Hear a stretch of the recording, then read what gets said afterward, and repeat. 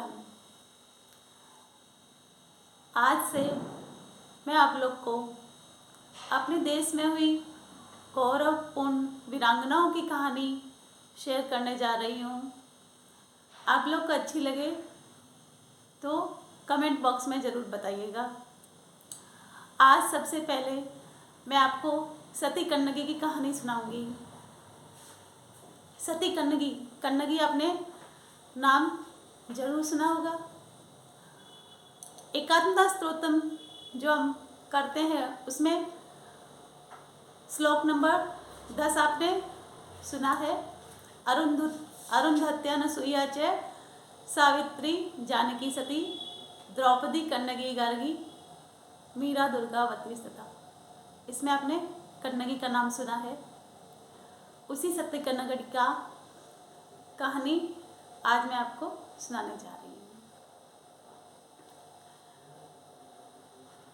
लगभग 2000 वर्ष पूर्व तमिलनाडु में एक जगह थी पुहार, जहाँ चोल वंश का राज्य था। वहाँ के बंदरगाह पर एक धनी व्यापारी रहता था, माचातुआन, जिसके एकमात्र पुत्र था कोवलन, जिसकी शादी वहीं के एक पुहार में ही धनी व्यापारी मानागयन उसकी पुत्री से कन्नगी से होता है। कहा जाता है कि कुछ वर्ष तक उन्होंने वैवाहिक जीवन सुखपूर्ण व्यतीत किया। लगभग 3 वर्ष पश्चात कोवलन वहाँ जो वार्षिक उत्सव मनाया जाता है, जहाँ कोवलन जाता है और वहाँ राज नर्तकी आती है माधवी। उसका नृत्य देख कोवलन उसकी सुंदरता और नृत्य पर मुग्ध हो जाता है और वह माधवी के लिए 1000 स्वर्ण मुद्राएं देता है और वह माधवी के साथ रहने लगता है। माधवी के साथ कुछ वर्ष रहते रहते 1-2 वर्ष वह बिताता है और उसे एक माधवी से पुत्र की प्राप्ति होती है, जिसका नाम वह अपनी कुल देवी मणिमेखला के नाम पर मणिमेखला उसका नाम रखता है। और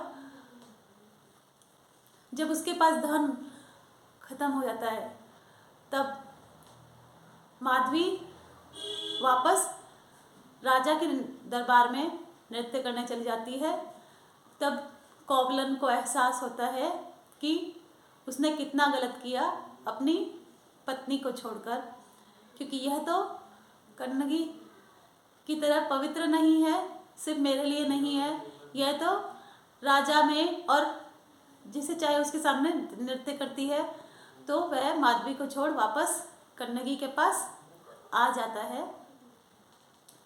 कन्नगी के पास लौटने पे कन्नगी सोचती है कि ये यहाँ रहेंगे तो उन सब चीज़ों से बाहर नहीं निकल पाएंगे, तो उन सब अपने भुलाने के लिए वह सोचती है कि चलिए हम कहीं नए शहर में चलेंगे, जहाँ अपना जीवन नए सिरे से हम शुरू करेंगे। तो वह मदुरई शहर चले जाते हैं। इतिहास में बताया जाता है कि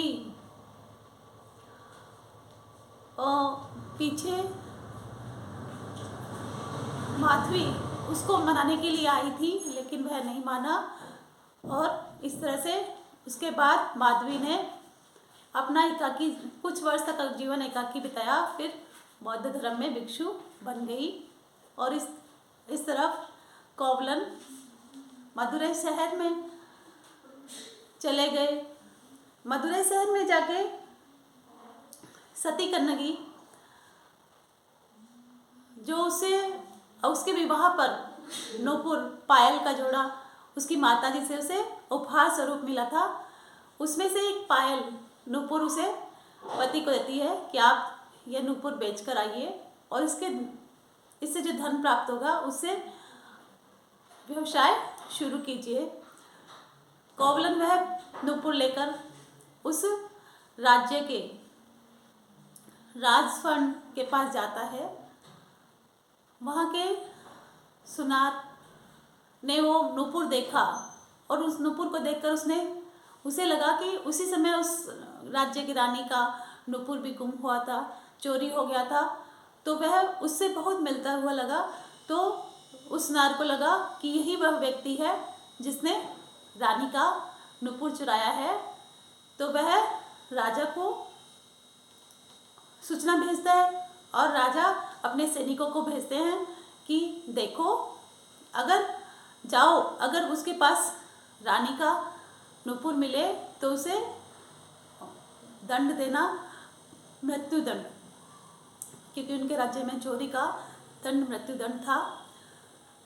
सैनिक आते हैं और उस व्यक्ति के पास नुपुर देखते हैं तो उन्हें लगता है ये तो रानी का ही नुपुर है। तो जैसा कि वहाँ पे राज्य में था तो वह कोवलन को मृत्युदंड देते हैं।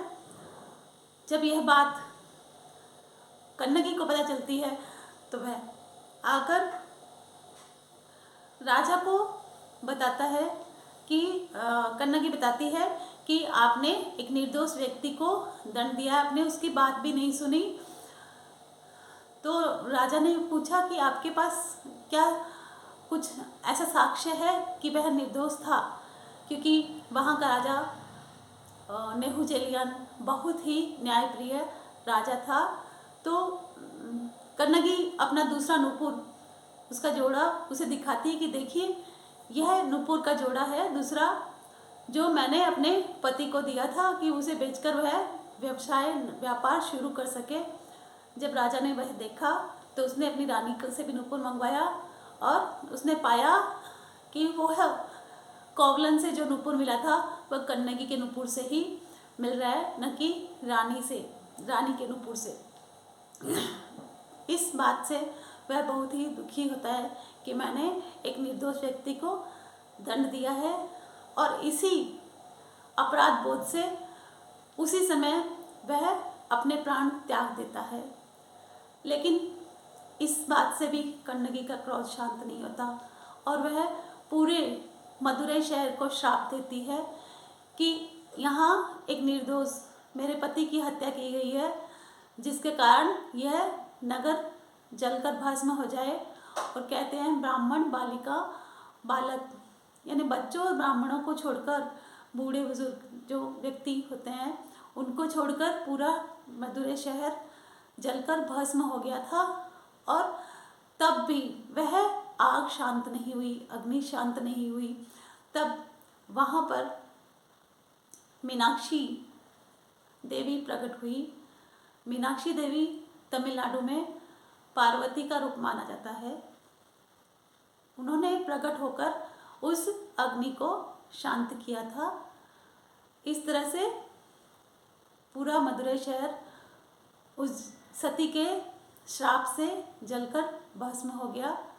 आज भी मदुरै शहर में सती कन्नगी का मंदिर है, और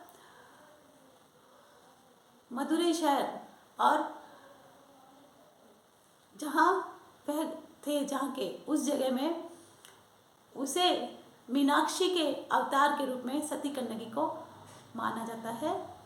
इस तरह से सती कन्नगी की कहानी है।